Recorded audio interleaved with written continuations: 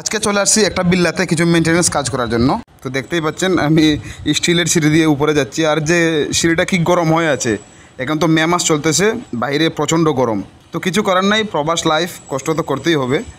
তো চলে এলাম উপরে। আপনারা দেখতে পাচ্ছেন শুধু বিল্লা আর বিল্লা দেখা যাচ্ছে।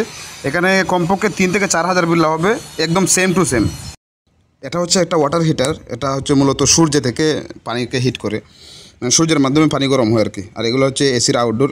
এখানে আমার পুরা আউটডোরকে চেক করতে হবে, প্রপার গ্যাস আছে কি না, ঠান্ডা হচ্ছে কি না, কুলিং কোনো সমস্যা আছে কি না, এগুলো চেক করতে হবে আমার। আর দেখেন আমার চাচা, উনি হচ্ছে ইন্ডিয়ার।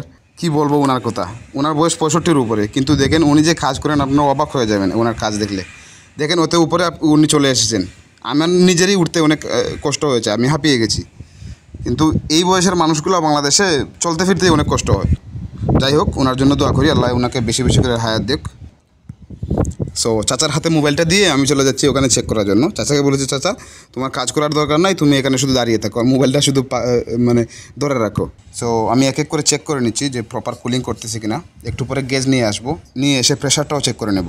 সো চলে যাচ্ছিলাম, হঠাৎ মনে হলো হিটারটাও চেক করে যাই। তো ভালভটা খুলে চেক করছি পানি গরম হচ্ছে কিনা। দেখতে পাচ্ছি ভালোই প্রেশার আছে। তো চাচাকে বললাম, চাচা চলো নিচে চলে যাই, অনেক গরম এখানে। তো এটাই ছিল আজকের কাজ।